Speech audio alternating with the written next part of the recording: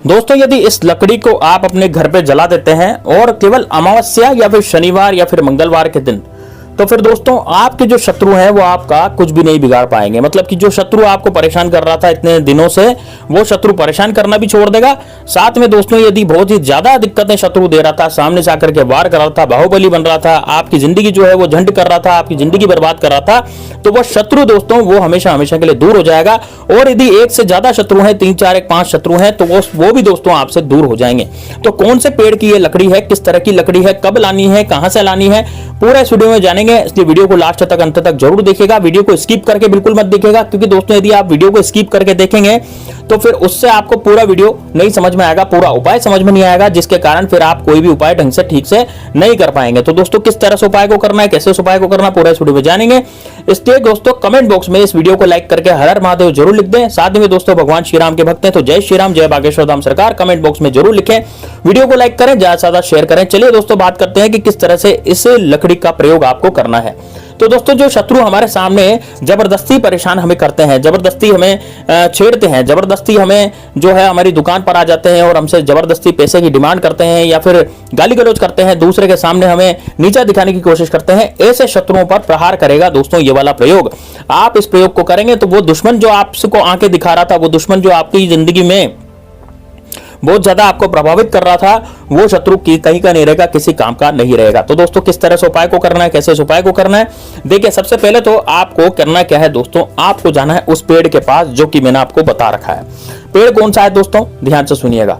दोस्तों देखिए मंगलवार के दिन, जैसे मान लीजिए सुबह सुबह मंगलवार है या फिर शनिवार के दिन है ना, आप इस प्रयोग को बुधवार के दिन भी कर सकते हैं, और यदि अमावस्या है तो सबसे बढ़िया बात है अमावस्या के दिन भी कर सकते हैं। तो उस दिन जाएं और सुबह सुबह जाएं कि आपके आसपास देखें कि कहां पर आपके आसपास देवदार का पेड़ लगा हुआ है।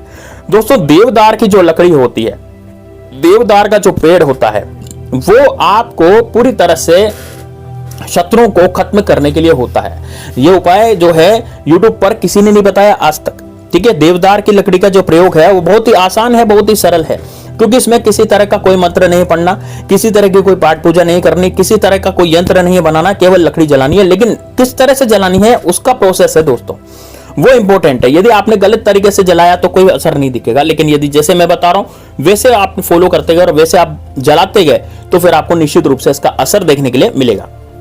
तो दोस्तों आपको करना क्या है, देखिए सबसे पहले तो आप देखिए कि आपके आसपास कौन सा देवदार का पेड़ कहां पर लगा हुआ है ना। अब ये आप कहां पर देखेंगे, जैसे आपके आसपास मान लीजिए गार्डन है, कोई पार्क है ना, या फिर कोई ऐसा जंगल वगैरह है वहां पर उगे हों, तो देवदार के पौधे अधिकतर जंगलों में ही मिलते हैं या फिर किसी गार्डन में मिलते हैं जो कि पुराने बाग बगीचे होते हैं। वैसे जैसे गांव में तो देवदार के वृक्ष कई जगह लगे होते हैं, है ना। आप ये चित्र में देख पा रहे होंगे कि किस तरह का देवदार का वृक्ष होता है, किस तरह का जो देवदार है वो किस तरह से ये जो देवदार है वो आपको दिखता है।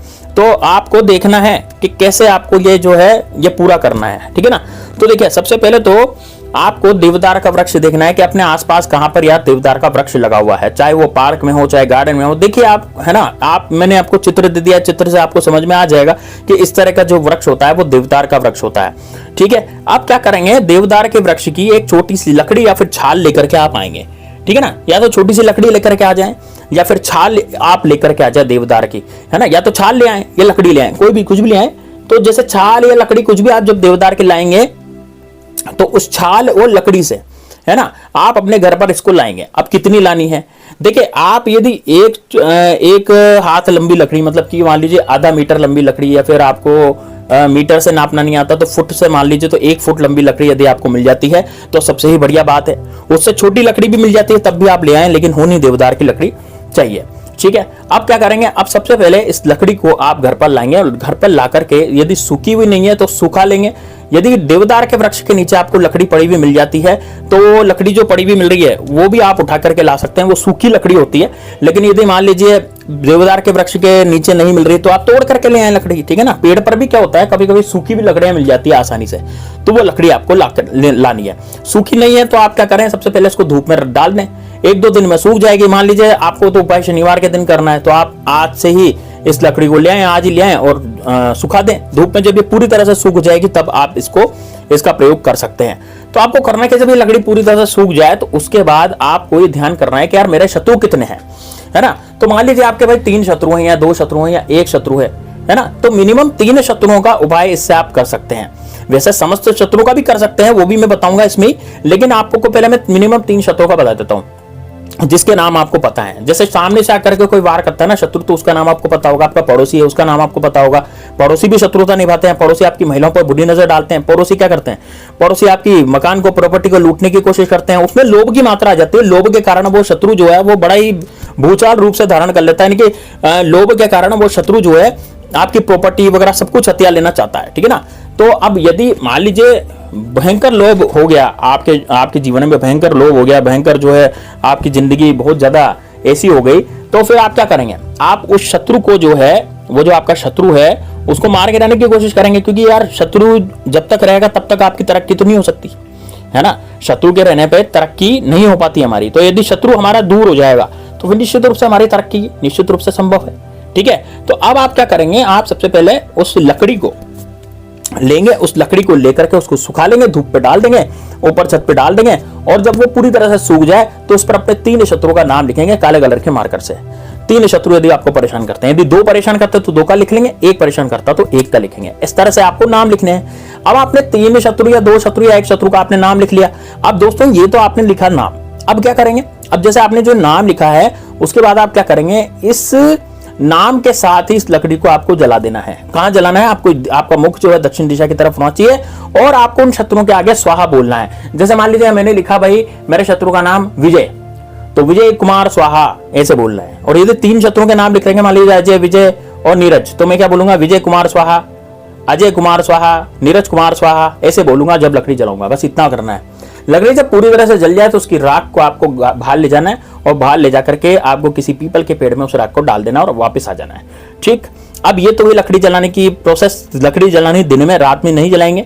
दिन में कभी भी कर सकते हैं उपाय 5-6 बजे तक, यानी सुबह 7 बजे से शाम को 5 बजे तक आप इस उपाय को कभी भी कर सकते हैं। यह आपके ऊपर डिपेंड करता है कि आप कब करना चाहते हैं और कब आपको समय मिलता है, ठीक है। लेकिन दोस्तों यकीन मानिए आपके जो शत्रु है ना पूरी तरह से निस्तानाबूद हो जाएगा उसी समय। 4 घंटे में रिजल्ट मिलता है। लकड़ी जलाने के जस्ट 4 घंटे बाद ही वो शत्रु जो है आपका दर दर की ठोकरें खाता फिरेगा, उसके घर में लड़ाई झगड़े हो जाएंगे। मतलब कि वो शत्रु जो है वो आप पर ध्यान नहीं देगा, वो खुद पर ही ध्यान देगा। खुद की समस्या में वो इतना उलझ जाएगा कि वो आप पर ध्यान नहीं देगा।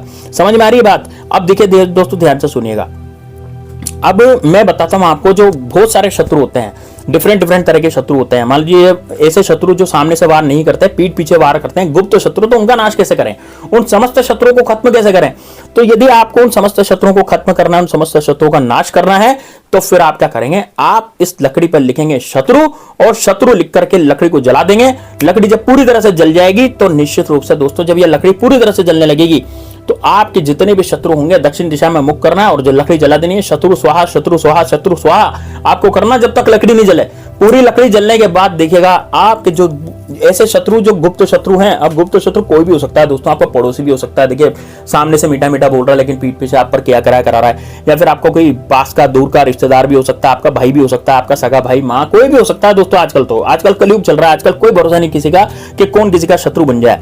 तो आप बस इतना करें, इसको आग लगाएं लकड़ी को, और शत्रु के जीवन में भी दोस्तों ये मानिए कि आपके ऊपर कुछ भी वो किया करा नहीं करा पाएगा।